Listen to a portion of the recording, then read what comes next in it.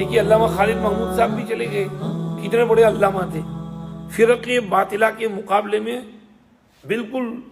سیسا پلائی ہوئی دیوار کی طرح کھڑے ہو جاتے تھے، اور یہ رد شیعہ، رد بریلویت، رد قادیانیت میں بہت کتابیں لکھی ہیں، مطالعہ بریلویت 8 جلدوں میں لکھی ہے،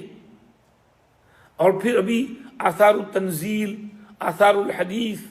آثار التشریع، آثار الاحسان، یہ ان کے علوم اچھے محفوظ ہو گئے۔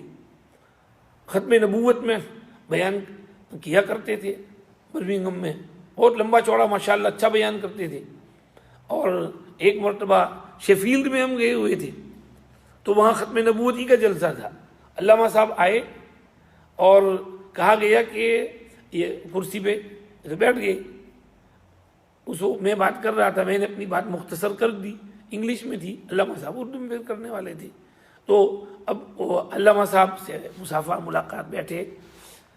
پھر علامہ صاحب بیان کرنے کے لیے وہ مائک کو ادھر لانے لگے، کہنے لگے نہیں مائک کو ادھر ہی رہنے دو، خود کھڑے ہو گئے، 90 سال سے اوپر عمر تھی لیکن کھڑے ہو کر بیان کیا، ختم نبوت کا بیان کھڑے کھڑے وہاں پوڈیم پر، میں بھی حیران، اتنے بوڑھے آدمی کھڑے ہو کے بیان کر رہے ہیں ماشاءاللہ۔ پھر کھانے بھی ساتھ بیٹھے، ماشاءاللہ علامہ صاحب کی خوراک بھی اچھی تھی، اسی لیے ان کی صحت بھی اچھی تھی۔ ویسے علامہ صاحب کی پیدائش سیالکوٹ میں ہے، 17 اکتوبر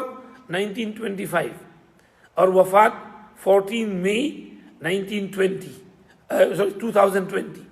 تو کتنے سال ہو گئے؟ 25 سے 75 ادھر، 20 ادھر، 95 کی عمر ہو گئی، 95 ایئرز کی ایج تھی، اور 20 رمضان مبارک جی نصیب ہوا مفتی سعید صاحب کو، 25 رمضان مبارک، یہ رمضان مبارک میں اللہ پاک نے بلایا، اللہ ان کے ساتھ خصوصی رحم کرم کا معاملہ فرمائے، اللہ چاہتے ہی ان کو خاص رحم کرم کریں، اس لیے رمضان میں بلا لیا۔ ابھی ہمارے یہاں بھی جنازہ تھا، ہمارے شبیر بھائی کے والد نماز میں یہاں آیا کرتے تھے، مجھے تو سب یاد نہیں رہتا، منہ دیکھا تب ذہن میں آیا کہ یہ ہیں شبیر بھائی کے والد، نماز میں نظر آیا کہ دبلے پتلے آدمی تھے، رمضان میں اللہ نے ان کو بلایا،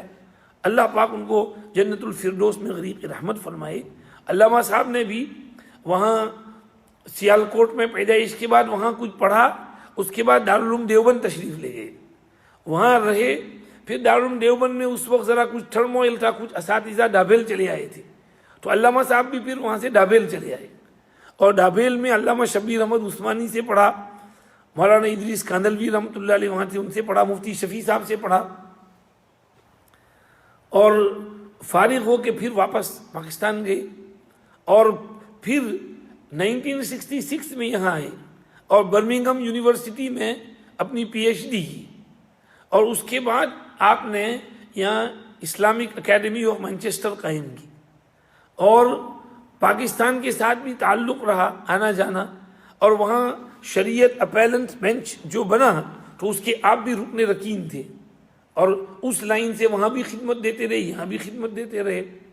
یہاں پر مولانا اقبال رنگونی صاحب کو اپنے ساتھ رکھا تھا، برس تک انہوں نے علامہ صاحب کی خدمت کی اور ان کی کتابوں، تصانیف وغیرہ کو آگے بڑھایا۔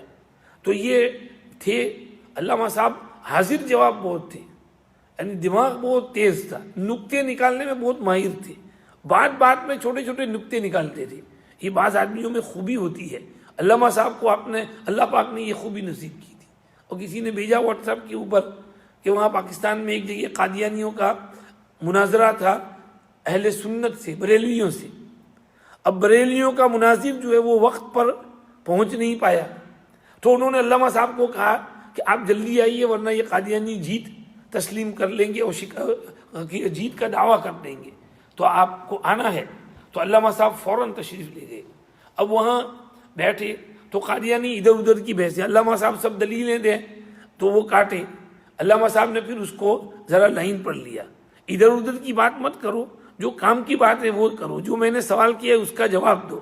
مگر وہ جواب نہیں دے پائے۔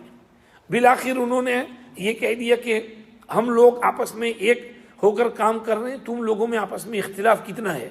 دیکھو تمہارے اور بریلیوں میں اختلاف، یہ پیچھے یا اللہ اور یا محمد یا رسول اللہ لکھا ہوا ہے اور تم لوگ اس کو منع کرتے ہو۔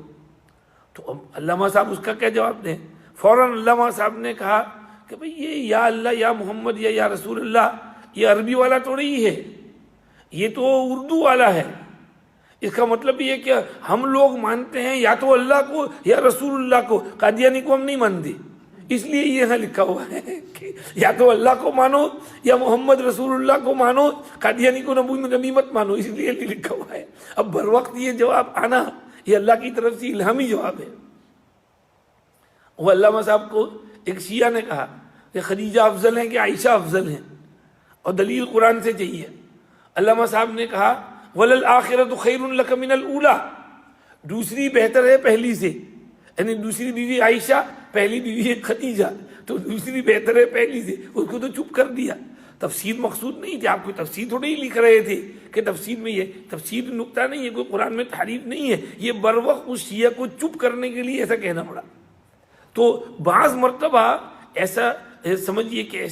ایسی بر وقت باتیں دل میں آ جاتی ہیں۔ علامہ صاحب کو اللہ پاک نے اس میں کمال نصیب کیا تھا، اور جنہوں نے ان سے استفادہ کیا ہے، شیخ ممتاز الحق ہیں، مانچسٹر میں مولانا حنیف صاحب ہیں، یہ لوگ ریگولر ان کے پاس جایا کرتے تھے وقتاً فوقتاً، تو وہ لوگ علامہ صاحب کی باتوں کو زیادہ جانتے ہیں۔ بہرحال یہ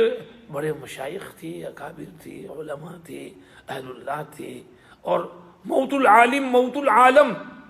ایک عالم کی موت پورے جہان کی موت ہے، کیونکہ عالم جب جاتا ہے تو اس کے ساتھ اس کا علم بھی رخصت ہوتا ہے، اور اس کی کرسی پر بیٹھنے والا کوئی ملتا نہیں ہے۔ یہی قیامت کی نشانی ہے کہ علماء ایک ایک کر کے ختم ہوتے چلے جائیں گے، ان کی جگہ خالی ہوگی، کوئی وہاں بیٹھنے والا نہیں ہوگا، تو پھر جاہل لوگ بیٹھیں گے، ان سے مسئلے پوچھے جائیں گے، اور وہ غلط سلط فتوے دیں گے، خود بھی گمراہ ہوں گے، دوسروں کو بھی گمراہ کریں گے۔ اور یہ قیامت کا زمانہ ہم دیکھ رہے ہیں۔ عالم نہیں ہے جی، آتا جاتا کچھ نہیں، نام محمد فاضل،